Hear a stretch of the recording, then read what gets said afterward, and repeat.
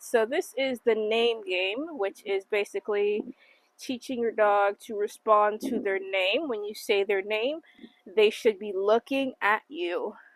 And that is basically the criteria. That's basically it. So I'm going to show you 3 different dogs. This is a first dog.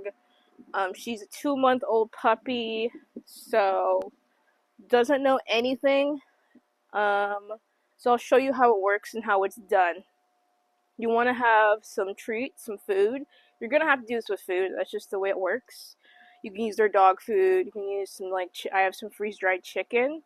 So I'm going to do that. At first, you're going to say the dog's name. Her name is Aries. And then if they look at you, you're going to go ahead and give them that treat or the food. If they don't look at you, you can make a clicky, fun sound, something to get their attention.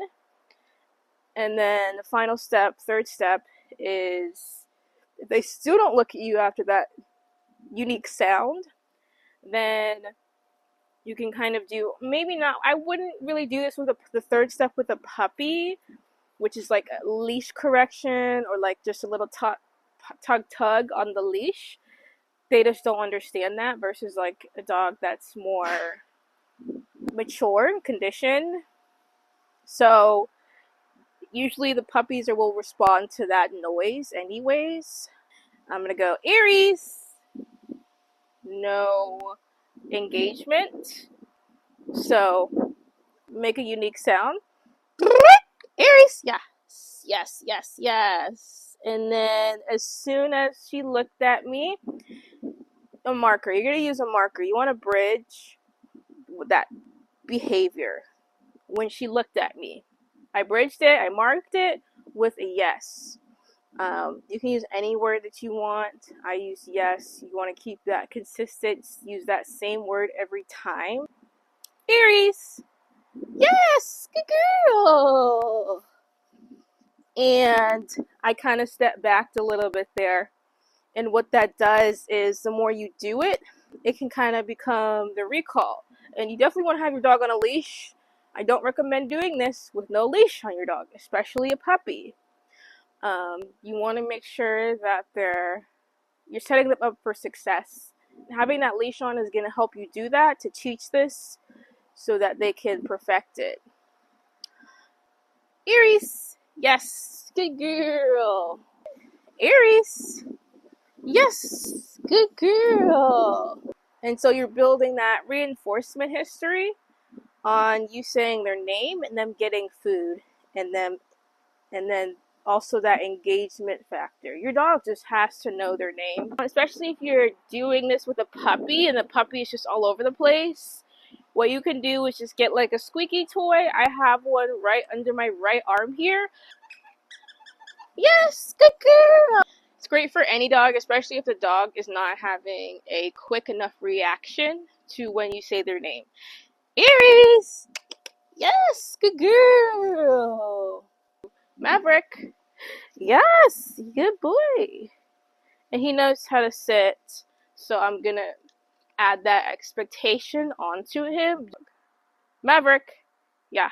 I release him. I'm gonna call him to me. Zuko. Yes, come here. He's my man. And that's also one of the great things you can do. You can release your dog, and just by saying their name, they come back to you right away. It's how you know they really understand what that means, what their name really means. Oh, I'm here right in front of you. You said my name. Zuko. Yes. Name game with with Zuko here, with the distraction. Waiting for him to... Zuko! Good! Zuko. Good. Good boy. And sometimes I won't even give him the food. Just physical affection. You can really use that to your advantage.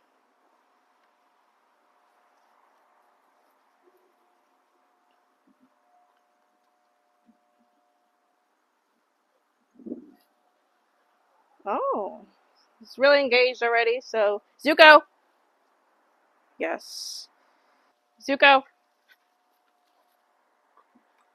Yes. So even when a dog is jumping on them, crazy puppy jumping on him, demanding his presence, he should still be able to off. Off. Good. That's the off command. It's a different thing.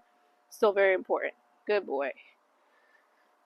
So try that with your dog if your dog doesn't know it, or if your dog does know it, see how well they really do know it with distractions and with distance as well.